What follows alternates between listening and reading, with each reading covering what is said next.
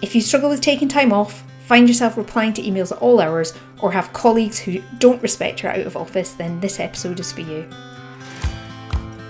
Hello there, I'm Sarah McCluskey, and this is Research Adjacent.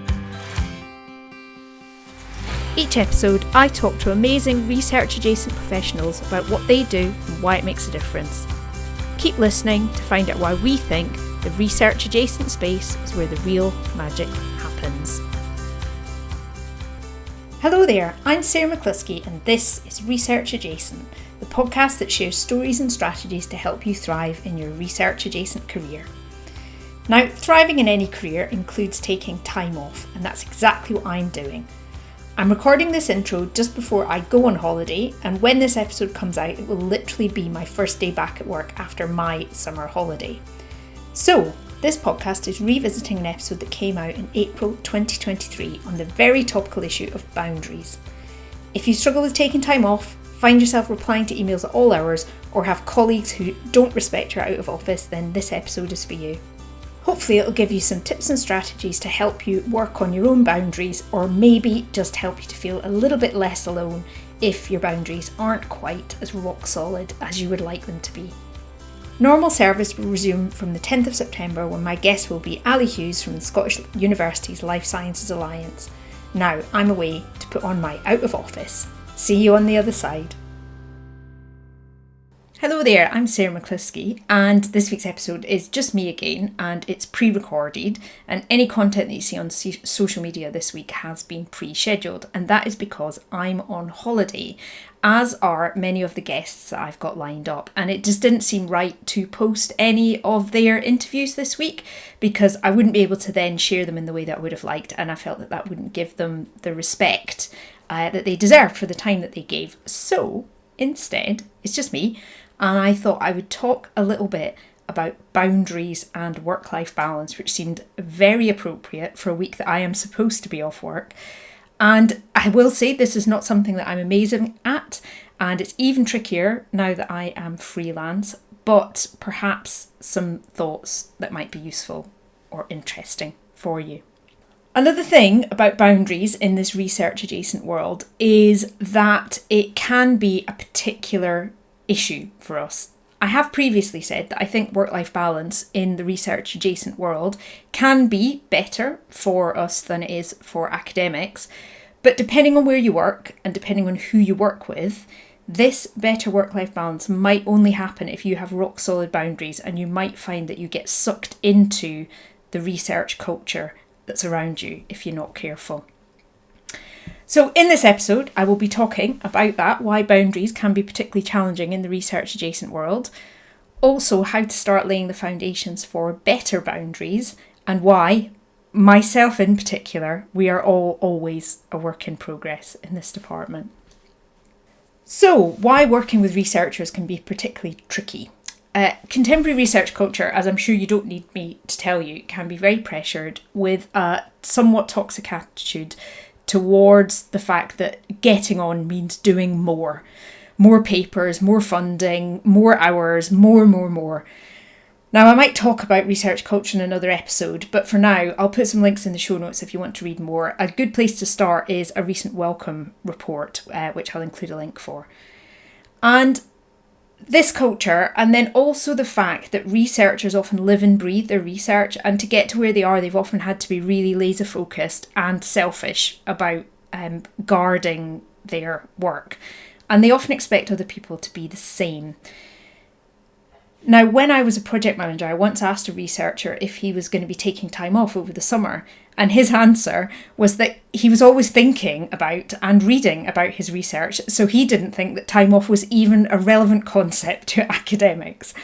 Well, I do think that time off is an important concept, and I don't think it's healthy to be thinking about work all the time, although I'm not going to judge you if that's you. We're all different.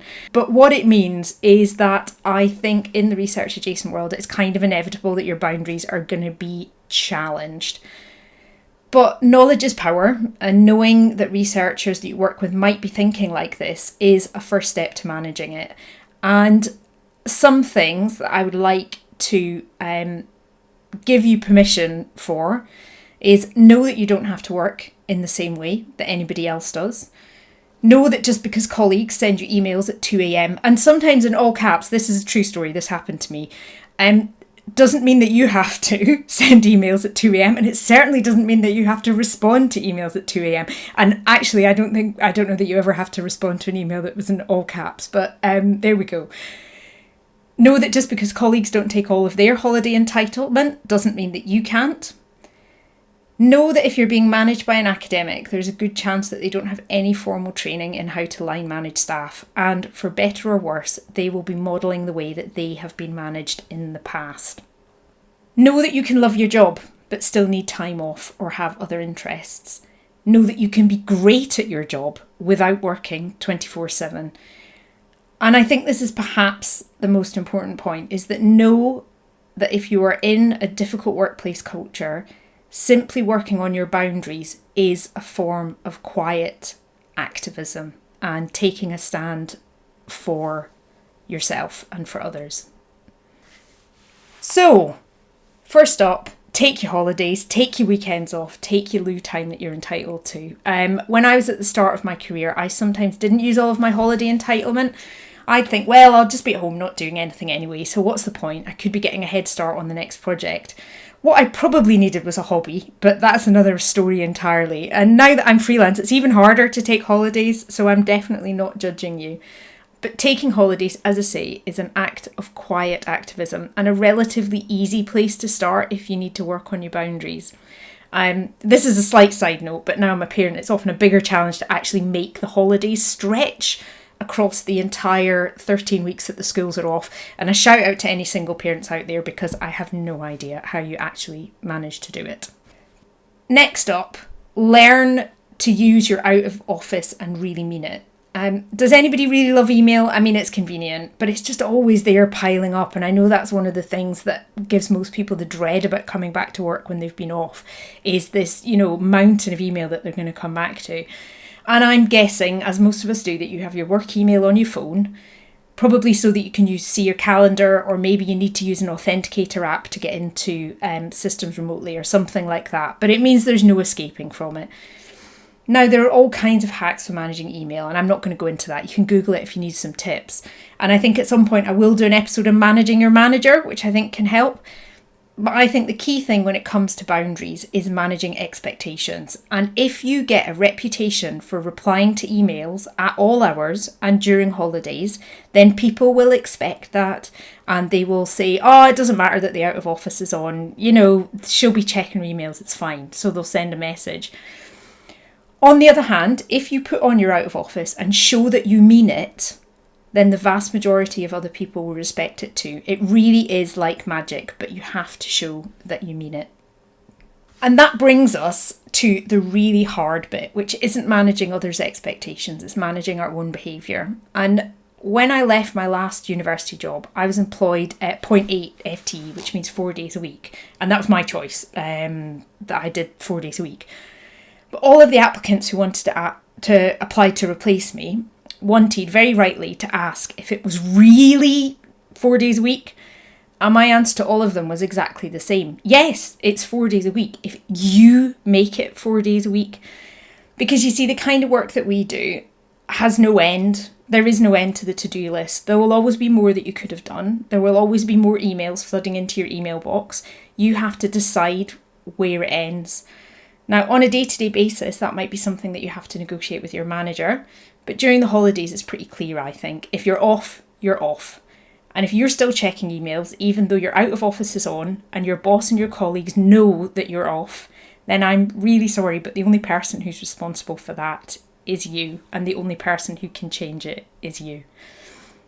That said, you have my absolute solidarity on this. I am perhaps not the greatest person to give advice on this topic, and now that I'm freelance, it does make it even harder, because nobody is picking up the work apart from me. My life is my work. That's just how it goes.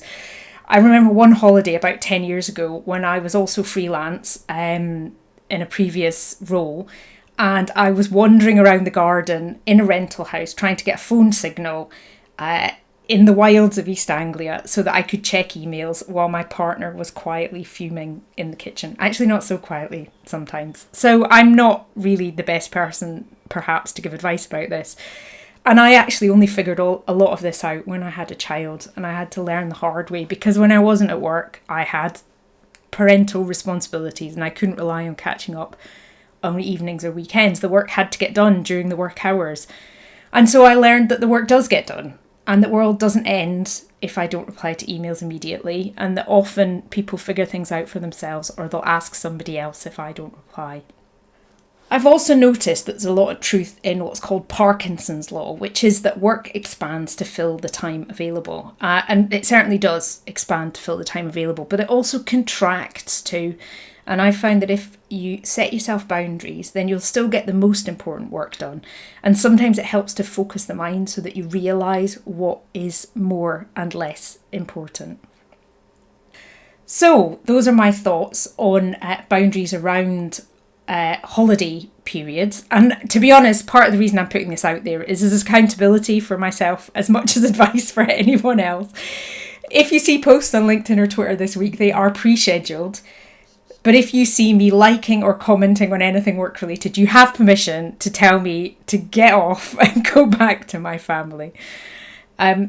So with all of that said, I hope if you're listening to this in real time, I hope that you have some time off over the Easter period, and that this might have in some way been useful, or if not useful, just entertaining about how rubbish I am at it.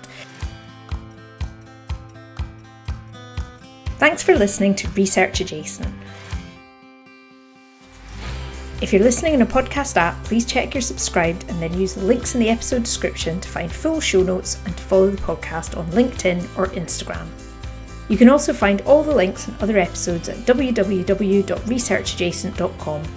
Research Adjacent is presented and produced by Sarah McCluskey, and the theme music is by Lemon Music Studios on Pixabay. And you, yes you, get a big gold star for listening right to the end. See you next time.